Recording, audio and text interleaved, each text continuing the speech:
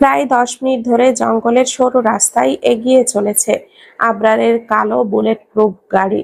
চারিদিক নিস্তব্ধ, শুধু দূরের ঝিঝি পোকার শব্দ আর রাবারের চাকা ঘষে চলার ঘর্ষণ ধ্বনি। হঠাৎই ট্রাট ট্রাট ট্রাট, চারপাশে গুলির শব্দ। কেঁপে উঠল রাত। পেছন দিক থেকে ঝড়ের মতো ছুটে এলো বুলেটের ধারা। বনে প্রতিধ্বনিত হলো সেই শব্দ, যেন বজ্রপাতের মতো ভয়াবহ। কিন্তু আবরার নিজের মতোই স্পিড দিয়ে গাড়ি চালাতে থাকে। একটু ভয় নেই ওর মুখে, না কোনো চমক, না কোনো উত্তেজনা।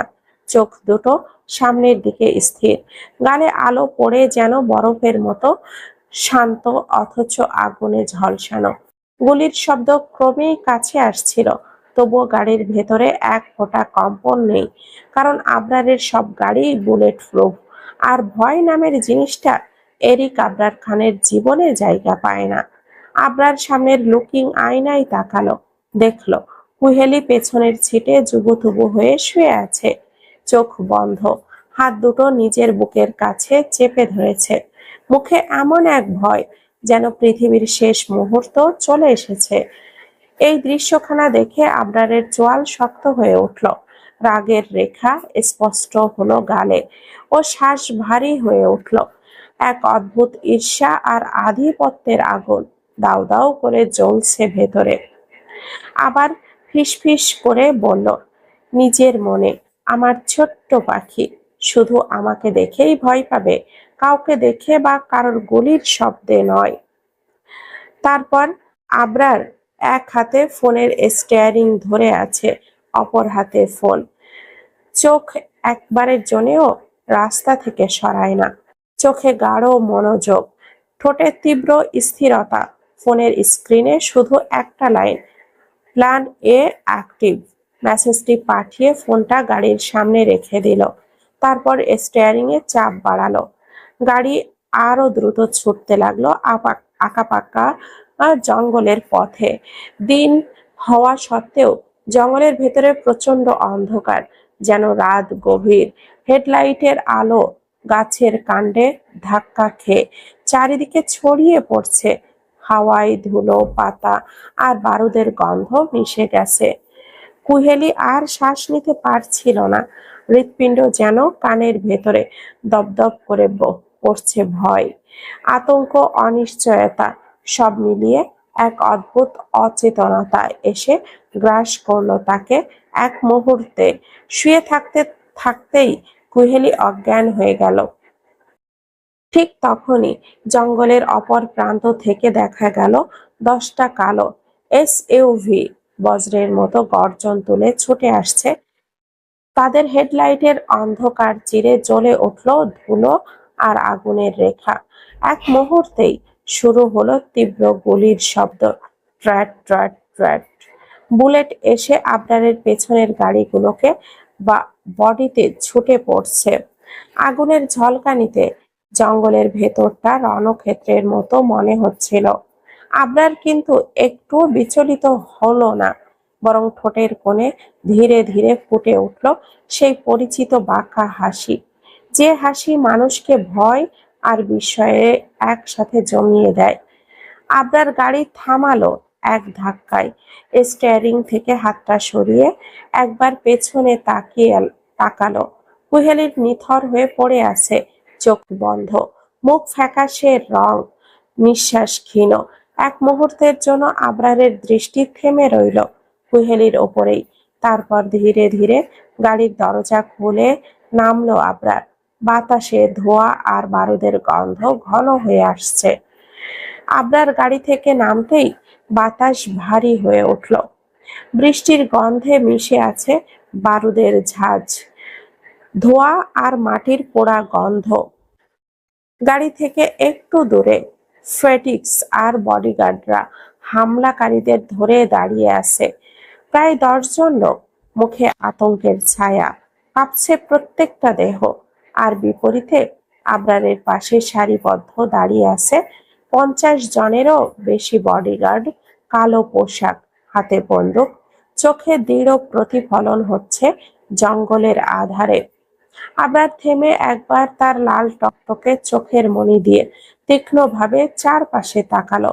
তারপর ঠোঁট বাঁকিয়ে সেই পরিচিত ঠান্ডা ম্লান হাসিটা ফুটিয়ে তুলল, যে হাসি দেখলে মানুষের জানে কিছু একটা ভয়ঙ্কর ঘটতে যাচ্ছে। তারপর আবরার এগিয়ে গেল ওদের দিকে। আবরারের প্রতিটা কদম যেন হামলাকারীদের বুকের ভেতরে ভয় 3 গুণ বাড়িয়ে দিচ্ছে। আবরার ওদের সামনে যেয়ে দেখলো সবাইকে একবার তীক্ষ্ণ চোখে, তারপর ফেটিক্সকে বলল, আমার কুরআন কোথায়? ফেটিক্স সাথে সাথেই একজন বডিগার্ডকে ইশারা করলো। সাথে সাথেই বডিগার্ড দৌড়ে কুরআন আনতে গেল। তারপর 1 মিনিটের মধ্যেই একজন বডিগার্ড দৌড়ে এলো। তার হাতে এক লম্বা ধাতবের মতো কুড়াল, যার ধারেও অদ্ভুত এক ঝলকানি। ওটা শুধু কোনো অস্ত্র নয়, বরং আবরারের ক্ষমতার প্রতীক, যা দেখে শত্রুতা বোঝে এখানেই তাদের শেষ। বডিগার্ড কুড়ালখানা আবরারের হাতে দিল। আবরার কুড়ালখানা হাতে নিয়ে কিছুক্ষণ নীরব দৃষ্টিতে তাকিয়ে রইল। তারপর ধীরে ধীরে হামলাকারীদের দিকে দৃষ্টি ফেরালো। লোকগুলো ভয়ে কাঁপতে লাগলো প্রচন্ড পরিমাণে। তা দেখে আবরার এবার জোরে জোরে হাসলো, যেন মজা পেল ওদের ভয় পাওয়া দেখে। আবরারের এইরকম হাসিয়ে বন যেন আরো ভয়ঙ্কর হয়ে উঠল। তারপর কিছুক্ষণের মধ্যেই আবারও সেই হাসি থামিয়ে আবরার শীতল কণ্ঠে ধীরে ধীরে গলার স্বর আটকে বলল, আমি মন্ত্রী, আগেই মারতে চাইছিলাম, কিন্তু মন্ত্রীর চেলাপেলারা থাকতে ফালতু ঝামেলা হয়, তাই তাকে বন্দি করে রেখেছি। একেবারে ঠিক সময়ে তোমাদের সবাইকে একসাথে ওপরে পাঠাবো, আর তারপর দেখাবো মাফিয়া কিং এরিক আবরার খান কতটা ভয়ঙ্কর। জঙ্গলের মধ্যে এক ফোঁটা আহাকারের মতো নীরবতা নেমে এলো। বডিগার্ডরা একে অন্যের দিকে চেয়ে আছে, কেউ কাঁপছে, কেউ মুখ থুবড়ে নামছে। হামলাকারীরা এখনো স্তব্ধ, তাদের গলার স্বর কফলে ভাসছে। হঠাৎই একজনের শরীরটাও কেঁপে ওঠা সত্ত্বেও সামনে এগিয়ে এসে কণ্ঠ কণ্ঠ করে বলল, আমি ভয় পাই না, আমি ন্যায়ের সাথে আছি, সব সময় তাই থাকবো। কলিজা ধলকানো সেই শব্দে যেন বাড়ি তুঙ্গে ওঠে। আবরারের চোখ ঝট করে লোকটাকে অনুসন্ধিৎস বর্বর দৃষ্টিতে মেপে নিল।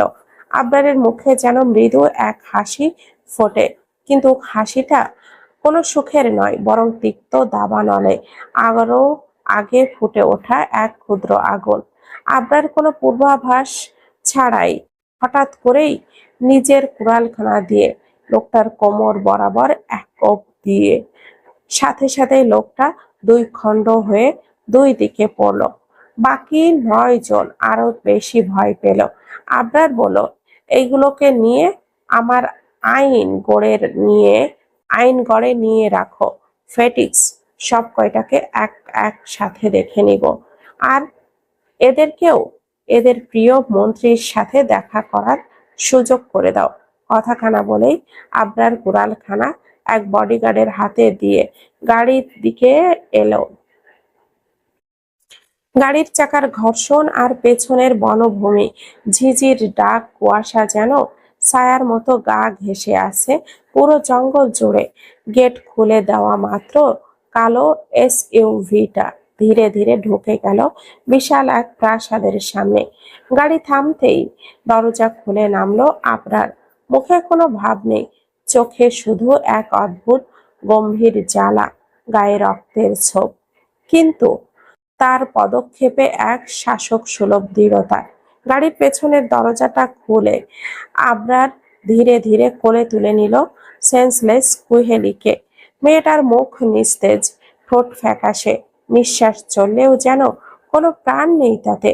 কুহেলির সাদা আর সোনালি মিশ্রিত চুলগুলো ঝরে পড়ছে আবরারের কাঁধে, আর আবরারের পোশাকে গাঢ় লাল রক্তের দাগ ছড়িয়ে পড়েছে। বাড়িটার চারপাশে বডিগার্ড মতো দাঁড়িয়ে আছে 3000-এরও বেশি বডিগার্ড। কালো পোশাক, কানে ওয়্যারলেস, হাতে অস্ত্র, মৌমাছির মতো ভন ভন করছে চারপাশ। গাড়ি থামতেই তারা সবাই একসাথে সোজা হয়ে দাঁড়িয়ে গেল। চোখে আতঙ্ক, মুখে কোনো শব্দ নেই। আবরারের উপস্থিতি যেন নিজেই এক শাসন। কেউ কিছু বলার সাহস পেল না। সে কাউকে কোনো নির্দেশ না দিয়েই সোজা ভেতরে ঢুকে গেল। ভেতরের বাতাসটা ভারী। সার্ভেন্টরা দেওয়ালের পাশে এক সারিতে দাঁড়িয়ে আছে নিঃশব্দে। কারোর মুখে কোনো শব্দ নেই, কেবলই চোখে ভয়ের ছায়া। আবরার কারোর দিকে তাকালো না। কুহেলির মাথা বুকে চেপে ধরে সে এক পা করে সিঁড়ি বেয়ে উঠল। দ্বিতীয় তলায় তার বেডরুমের দরজাটা ঠেলে ঢুকে কুহেলিকে ধীরে বিছানায় শুইয়ে দিল। তারপর এক কুহেলির পাশে বসে ঠোঁট কামড়ে কুহেলির সাদা আর সোনালি মিশ্রিত চুলগুলো দেখে ফিসফিস করে বলল, এই ধরনের চুল তো সাধারণত আইসল্যান্ডের মেয়েদের হয়। হ্যাঁ, ঠিক সোনালি আর সাদা মিশ্রিত, কিন্তু বাংলাদেশের মেয়ে হয়ে ওর চুল কিভাবে এইরকম কালার হলো? রুমখানা নিস্তব্ধ। আবরার নিজের ভাবনায় ডুবে কিছুক্ষণ বসে রইল। হঠাৎই সে নিজের মনকে থামাতে পারল না। নিজের মধ্যে চেঁচিয়ে উঠল, আজকে এই মেয়ে যেখানেরই হোক, এইসব নিয়ে আমি কেন ভাবছি? সে মাথা নাড়িয়ে নিজের ভেতরের এই অযাচিত ভাবনায় বিরক্ত হলো। তারপর পাশের ট্রি টেবিলের ওপর রাখা পানির গ্লাসটা তুলে নিল। তারপর হঠাৎই কুহেলির মুখে পানি ছিটিয়ে দিল। কুহেলি মুখে পানি পড়তেই নড়ে উঠল আর কিছুক্ষণের মধ্যেই চোখ জোড়া খুলে ফেলল। আবরার তার চিরচেনা ম্লান হেসে বলল, ওয়েলকাম টু মাই হোম, মাই স্কোয়াব। কুহেলির চোখ বড় হয়ে উঠল। কাঁপতে কাঁপতে বসে রইল। তার শরীর কাঁপছে, নিঃশ্বাস থমথমে, চোখে ভয় আর বিস্ময়ের এক অদ্ভুত মিশ্রণ। আবরারের হাসিখানা যেন রুমের বাতাসে প্রতিধ্বনিত করছে। রুমটা যেন তার উপস্থিতিতে গরম হয়ে উঠল। কুহেলি চুপচাপ শুধুই কাঁপছে। তার শরীরের প্রতিটি স্পন্দন যেন আবরারের চোখের সামনে খেলা করছে। আবরার এবার পানির গ্লাসখানা আগের জায়গায় রেখে কুহেলিকে এক টানে নিজের কোলে বসালো। কুহেলি নামার জন্য ছটফট করতে থাকে। আবরার বিরক্ত হয়ে কুহেলির গালে জোরে দাঁত বসিয়ে দেয়। সাথে সাথে কুহেলি স্তব্ধ হয়ে যায়, তবে চোখ দিয়ে অনবরত অশ্রু পড়তে থাকে। কুহেলি স্তব্ধ হয়ে যেতেই আবরার ওর গাল ছেড়ে দেয়। তারপর কুহেলিকে ভালো করে নিজের কোলে বসায়। ওর দুই পা দুই দিক দিয়ে আর এক হাত দিয়ে কুহেলির কোমর সজোরে চেপে ধরে কুহেলি ব্যথায় চোখ খিচিয়ে নেয়। এখন আবরার আর কুহেলির মধ্যে আর কোনো দূরত্ব নেই। আবরার দেখে কুহেলির পাতলা গোলাপি অধরখানা তিরতির করে অসম্ভব পরিমাণে কাঁপছে। আবরার আর নিজেকে কন্ট্রোল করতে পারে না। নিজের অধরখানা দিয়ে কুহেলির অধরখানা দখল করে নেয়। কুহেলি আর বাধা দেয় না। এভাবেই চলতে থাকে প্রায় 10 মিনিটের মতো। তারপর আবরার নিচে থেকে কুহেলির অধর ছেড়ে দেয়। তারপর সাথে সাথে কুহেলি লম্বা লম্বা করে শ্বাস নেয়। আবরার কুহেলির চুলে এক হাত দিয়ে বোলাতে বোলাতে বলে, মাই ফাকিং হোয়াইট রোজ। আবরারের কথা শুনে কুহেলির শরীর ঝাঁকিয়ে ওঠে। তারপর ফিসফিস করে বলে, এটা কেমন নাম? কথাখানা অনেক আস্তেই বলে, কিন্তু আবরার তা শুনে ফেলে। আবরার বলে, আমি যেমন আমার নামটাও তো তেমন ইউনিক, আর আমি যাই করব, যাই বলবো, তাই তুমি উপভোগ করবে, বুঝেছো? কুহেলি এবার ফুপিয়ে কেঁদে ওঠে। কাঁপা কাঁপা কণ্ঠে বলে, কেন কেন আমি আপনার কথা শুনবো? আমি কি নিজের ইচ্ছেই এসেছি, না আপনি জোর করে ধরে এনেছেন? আমি আপনার কথা শুনবো না। অমনি কুহেলির গালে পড়ে এক চড়। কুহেলি এতক্ষণ নিচের দিকে তাকিয়ে কথাগুলো বলছিল, এবার মাথা তুলে তাকাতেই আঁতকে ওঠে কুহেলি। কুহেলি এবার ফুপিয়ে কেঁদে ওঠে। কাঁপা কাঁপা কণ্ঠে বলে, কেন এমন আবরারের মুখে রাগ টকটকে লাল হয়ে গেছে, শিরাগুলো গলার পাশে ফুলে উঠেছে, চোখের মনি লালচে আগুনের মতো তীক্ষ্ণ দৃষ্টিতে তাকিয়ে আছে সরাসরি কুহেলির দিকে। আবরারের চোখে এমন এক দৃষ্টি যা ভেদ করে দিতে পারে যে কারোর বুকের ভেতর পর্যন্ত। কুহেলি চমকে উঠল, ভয়ে তার ঠোঁট কাঁপতে লাগলো, নিঃশ্বাস ছোট ছোট হয়ে আসছে। পরেক্ষণে ছোট মেয়ের মতো মাথা নিচু করে কান্নায় ভেঙে পড়ল, চোখ বেয়ে টলমল করে পানি গড়িয়ে পড়ছে তার গালে। আবরার হঠাৎই এক ধরনের বিরক্তিতে গর্জে উঠল, এই মেয়ে, তোর সমস্যা কি? এভাবে ভেবে ভেবে কাঁদছিস কেন?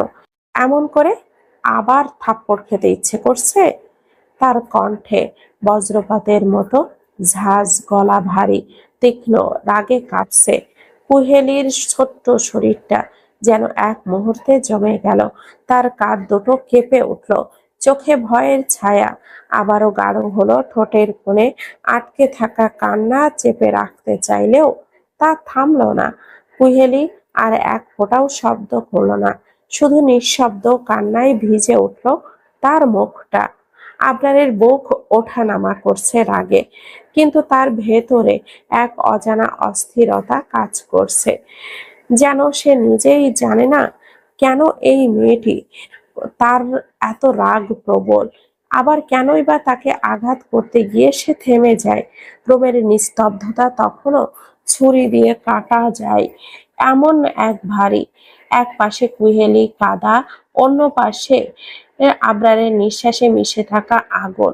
দুজনের মাঝখানে ঝুলে আছে এক অজানা সম্পর্কের সূক্ষ্ম সুর মতো কিছু ভয়, কৌতূহল আর এক রাস অদ্ভুত সংযোগ। ঠিক সেই মুহূর্তে দরজার অপর পাশে হঠাৎ টোকা পড়ল। আবরারের ভেতরের রাগ যেন আগুনের মতো ছড়িয়ে পড়ল। সে মুখ কেঁপে উঠল, কোল থেকে কুহেলিকে নামিয়ে বেডের ওপরে বসলো। কুহেলি এখন পুরোপুরি চুপচাপ, চোখে ভয়ের ছায়া, বুক কাঁপছে। আবরার দরজার কাছে যেয়ে শক্ত হাতে দরজার দিকে গিয়ে পাসওয়ার্ড দিয়ে দরজা খুলে দেখলো ওপরে দাঁড়িয়ে আছে ফেটিক্স। কি হয়েছে? ডিস্টার্ব করছো কেন? আবরারের কণ্ঠ রাগে কাঁপছে। ফেটিক্স একদম অস্বস্তিতে একটু ধীরে ধীরে বলল, আমতা আমতা করে বলল, পতিতালয় আপনার। আবরারের চোখে আগুন। সে হঠাৎ হাত উঁচু করে ফেটিক্সকে থামিয়ে দিল। শব্দটাও কেটে গেল। ওই মহিলা কি আবার ঝামেলা করছে? আবরারের কণ্ঠে এতটুকু ক্ষোভ যা শোনার সঙ্গে সঙ্গেই রুমের বাতাস ভারী হয়ে গেল। ফেটিক্স মাথা নেড়ে হালকাভাবে সম্মতি জানালো। আবরারের চোখে ঝাপসা রাগ আর বিরক্তি মিশে আছে। সে ধীরে তবে স্থিরভাবে কুহেলির দিকে ফিরে তাকালো। কুহেলি এখনো বেডে বসে ছোট ছোট নিঃশ্বাস নিচ্ছে, ভয়ে কাঁপছে। তারপর আবরার ফেটিক্সের দিকে তাকালো। ওর মুখে তখনও সেই কঠিন নিয়ন্ত্রণহীন রাগের ছায়া। কয়েক সেকেন্ড নীরব থাকার পর সে গম্ভীর গলায় বলল, তুমি যাও, গাড়ি বের করো, আমি আসছি। ফেটিক্স নিচু মাথায় সম্মতি জানিয়ে দ্রুত সরে গেল। সাথে সাথেই আবরার দরজাখানা বন্ধ করে দিল, আর রুম জুড়ে আবার নেমে এলো নিস্তব্ধতা। আবরার ধীরে ধীরে ফিরে দাঁড়ালো, আর চোখের লালচে আগুন এখনো নিভে যায়নি। সে কুহেলির দিকে এগিয়ে গেল, ধীর স্থির কিন্তু ভয়ানক দৃঢ় পদক্ষেপে। কুহেলি বেডের কিনারায় বসেছিল, নিঃশ্বাস গলায় আটকে আছে, চোখে অদ্ভুত এক ভয় আর কৌতূহল মিশ্রণ। হঠাৎই আবরার এক টানে তাকে দাঁড় করিয়ে নিল। আহ শব্দটা বেরোতে পারল না কুহেলির মুখ থেকে। এক মুহূর্তেই আবরারের শক্ত বাহু তার কোমর জড়িয়ে নিল, এতটাই শক্ত করে যেন পৃথিবীর কোনো শক্তি তাকে আর আলাদা করতে পারবে না। তাদের মাঝে কোনো দূরত্ব নেই, এক নিঃশ্বাসের ফাঁকও নয়। আবরারের বুকের ধাক্কায় কুহেলির শরীর হালকা কেঁপে উঠছে, তার নিঃশ্বাস মিশে যাচ্ছে আবরারের উষ্ণ নিঃশ্বাসে। কুহেলি আস্তে করে চোখ তুলল, পিটপিট করে তাকালো আবরারের দিকে। ভয়, বিভ্রান্তি আর এক অজানা অনুভূতির ঢেউ একসাথে তার চোখে। আবরারের চোখের দৃষ্টি তখন এমন যেন আগুনের ভেতরে পানি ফেলা হয়েছে, হাউদাউ করে জ্বলছে, কিন্তু কোনো একটা নরম ছায়া লুকিয়ে আছে। রুম জুড়ে তখন শুধু তাদের নিঃশ্বাসের শব্দ, আর জানালার বাহিরে জঙ্গলের হালকা হাওয়ায় শো শো শব্দ, যেন প্রকৃতিও বুঝে গেছে এখন এই মুহূর্তে কিছু একটা বদলে যেতে চলেছে। আবরার কুহেলির দিকে তাকিয়ে সেই চিরচেনা ভয়ঙ্কর ম্লান হেসে বলল, মাই ফাকিং হোয়াইট রোজ, আমি এখন বাহিরে যাব কাজে, নয়তো তুমি কখনোই আমার হাত থেকে বাঁচতে পারতে না। তোমাকে দেখেই কন্ট্রোললেস হয়ে যাই, আমার শরীরের লোম সহ আরো অনেক জিনিস দাঁড়িয়ে যায় যা কন্ট্রোল করা মুশকিল। কুহেলি ঘৃণার দৃষ্টিতে তাকিয়ে বলল, আপনি কখনোই আমার মন পাবেন না, সব সময় শুধু আমার দেহ ভোগ করতে পারবেন। ভালোবাসা বা মন কখনোই কোনোটাই পাবেন না মিস্টার মাফিয়া কিং। আবরার বেশ অবাক হলো কুহেলিকে এভাবে কথা বলতে দেখে। পরেক্ষণেই আবার মজাও পেল মেয়েটা বোকা বোকা কথা শুনে। ও কখন ভালোবাসা বা মন চাইছে? ওর তো দেহ হলেই যথেষ্ট। কথাখানা ভেবে বাঁকা হাসলো আবরার। তারপর কুহেলির কানের কাছে ওর মুখখানা নিয়ে হাসিখি কণ্ঠে ফিসফিস করে বলল, বিশ্বাস করো আমার ছোট পাখি, তোমার শরীর হলে আমার আর কিছুই চাই না, এটাই অনেক। বিশেষ করে তোমার ঠোঁট দুটো পুরোটাই চকলেটের মতো মিষ্টি, ও সরি, মধুর মতো মিষ্টি, সারাদিন চুষতে মন চায়। আবরারের এইরকম কথায় কুহেলির গা ঘিন ঘিন করে উঠল। কাঁপা কাঁপা কণ্ঠে বলল, I hate you mister mafia king. Abrar ম্লান হেসে বলল, I hate you my fucking white rose. তারপর কুহেলির ঠোঁটে শব্দ করে চুমু খেয়ে উঠে ছেড়ে দিয়ে গটগট করে বেরিয়ে গেল রুম থেকে। আর কুহেলি আবরারের যাওয়ার পানে তাকিয়ে ফুপিয়ে কেঁদে উঠল। কিভাবে বের হবে এই নরক থেকে, কিভাবে কি করবে, ওর মাথায় কিছুই আসছে না। নিচে আসতেই গাড়ির দরজা খুলে দিল একজন বডিগার্ড। আবরার ঢুকে পড়ল গাড়ির ভেতর। ফেটিক্স সামনের দিকে ধীর গতিতে বসলো, কিন্তু তার চোখ বারবার আবরারের দিকে ফিরছে, যেন কোনো এক অদৃশ্য বিপদ খুঁজছে। গাড়ির ইঞ্জিনের আওয়াজ দিয়ে গাড়ি চলতে শুরু করলো। রাস্তার অন্ধকার এবং জঙ্গলের ছায়া মিশে গেছে, কিন্তু গাড়ির ভেতরে এক অদ্ভুত নীরবতা। কেউ কিছুই বলছে না, কারোর মুখে কোনো শব্দ নেই, শুধু নিঃশ্বাস আর দম বন্ধ করা চুপচাপ। ফিটিক্স বারবার আবরারের দিকে তাকাচ্ছে, চোখে মিশ্রিত অস্বস্তি, ভয় আর অব্যক্ত কৌতূহল। আবরারের মুখে কোনো ভাব নেই, শুধু তার চোখের লালচে আগুন, যা মুহূর্তেই ফেটিক্সের ভেতরের শূন্যতা বেড়ে দিচ্ছে। ফেটিক্স মনে মনে ভাবছে, না জানি কি করে বসে স্যার আজকে পতিতালয় যে। কিছু বলার সাহস পায় না ফেটিক্স। যদি আবরার রেগে যে কুড়াল দিয়ে ওকেই দুই টুকরো করে ফেলে, তখন জীবন উপভোগ করার আগেই ওকে ওপরে পাঠিয়ে দিবে। তার থেকে ভালো আবরার যা করছে তা করুক, ও দেখলেও না দেখার ভান করবে। এইসব ভেবেই দীর্ঘশ্বাস ফেলে সিটে গা এলিয়ে বসে রইল ফেটিক্স। প্রায় 50 মিনিটের নীরব পথ চলা শেষে গাড়িটি ঢুকে পড়ল হিরমান্ডির ভেতরের আবরারের নিজস্ব তৈরি শহরে। এই শহরটা কোনো সাধারণ শহর নয়, এখানে আবরারের নিয়মেরই শাসন, আর আবরারেরই কথার বাইরে কেউ কোনো কাজ করার সাহস পায় না। রাস্তার দুপাশে থাকা ভবনগুলো ছায়ার মতো নিস্তব্ধ। একটুখানি শব্দ, একটুখানি অঙ্গভঙ্গি, সবকিছু মুহূর্তের মধ্যে আবরারের নজর এড়িয়ে যেতে পারে না। আবরার শহর তৈরি করেছে এক নিয়মিত পতিতালয় হিসাবে। এখানে যারা আসে তাদের জন্য যা ঠিক করবে আবরার তাদেরকে তাই মেনে চলতে হবে। আবরারের গাড়ি দেখা মাত্রই রাস্তার মানুষগুলো ঝাঁপ দিয়ে সরে গেল। কেউ দৃষ্টি খোঁজার সাহস পেল না। নিঃশব্দে একে একে 10টি গাড়ি শহরের ভেতরে ঢুকে পড়ল। প্রতিটি গাড়ি যেন আবরারের অদৃশ্য শক্তির সম্মান দেখাচ্ছিল। শেষে আবরারের গাড়ি পতিতালয়ের সামনে থামলো। গাড়ি থামতেই মুহূর্তের মধ্যে একজন বডিগার্ড এগিয়ে এসে দরজাটা খুলে দিলে আবরার ধীরে ধীরে গাড়ি থেকে নেমে এলো। তার পা মাটিতে পড়তেই মনে হলো শহরটা যেন তার পদক্ষেপের সঙ্গে সঙ্গী হতে চাচ্ছে। রাস্তার নিস্তব্ধতা, হিরো মান্ডির ভীতিকর পরিবেশ আর আবরারের উপস্থিতি সব মিলিয়ে এমন এক দৃশ্য সৃষ্টি করলো যা সহজে কোনো চোখ অমোঘভাবে উপেক্ষা করতে পারবে না।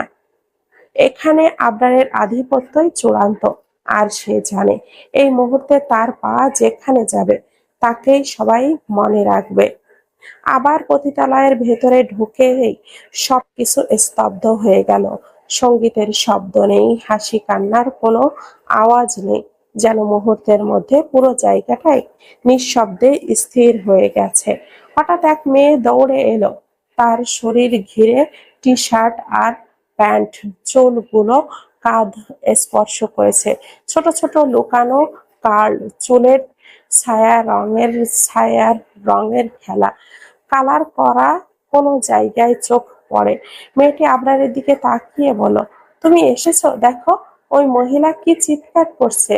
তাই আমি ওকে ওপরের রুমে নিয়ে আটকে রেখেছি, যাতে চিৎকার করলেও কেউ শুনতে না পায়। আবরারের কণ্ঠ তখনও গম্ভীর কণ্ঠে বলল, সিসা, তোমরা এতগুলো মানুষ, তবু ওই মহিলাকে কন্ট্রোল করতে পারো না? আর তার চোখে রাগ, তার নিয়ন্ত্রণহীনতা এক অদ্ভুত উত্তেজনা তৈরি করলো। সিসা ধীরে ধীরে নিচু কণ্ঠে বলল, আমরা সবাই যথেষ্ট চেষ্টা করেছি আবরার, কিন্তু উনি শুধুই তোমার কথাই বলছে, তোমার সাথে কথা বলবে, তোমার সাথেই দেখা করবে, এইসব বলছে আর চিৎকার করছে। আবরার কোনো শব্দ না করে সোজা দাঁড়িয়ে রইল। তারপর এক মুহূর্তের নিস্তব্ধতা, আর আবরার গটগট করে সিঁড়ি বেয়ে ওপরের তলায় উঠে যেতে লাগলো। পেছনে শীর্ষা যেতে চাইলো, কিন্তু ফেটিক্স থামিয়ে বলল, তুমি জানো তো স্যার ওনার সঙ্গে একা কথা বলতে পছন্দ করে, তবুও কেন পেছনে যাচ্ছ? সীসা হঠাৎ থেমে গেল। তার মনে এক অদ্ভুত ভীতি এবং সম্মান মিশ্রিত অনুভূতি ঘিরে ধরল। সাধারণত আবরার সীসার সঙ্গে সব সময় কঠোর আর খারাপ ব্যবহার করেও থাকে, এভাবে সবার সঙ্গে, কিন্তু আজ কেবল তার গম্ভীর কণ্ঠ এবং দৃঢ় উপস্থিতি সীসার মনে এক অদ্ভুত প্রভাব ফেলেছে। সীসা ফেটিক্সের দিকে তাকিয়ে দীর্ঘশ্বাস ফেলে বলল, ভুলে গিয়েছিলাম, আবরার আজকে ভালো ব্যবহার করেছে তো তাই। তার কণ্ঠে অদ্ভুত এক প্রশান্তি, কিন্তু চোখে এখনো একটা অনিশ্চিত সংখ্যা। ফেটিক্স শুধু চুপচাপ তাকিয়ে রইল ওপরের তলার দিকে। ওই গটার আওয়াজ আর আবরারের স্থির ধাপের সঙ্গে মিলিয়ে সীসার মন যেন ধীরে ধীরে উত্তেজনা আর অনুশোচনায় ভরে উঠল।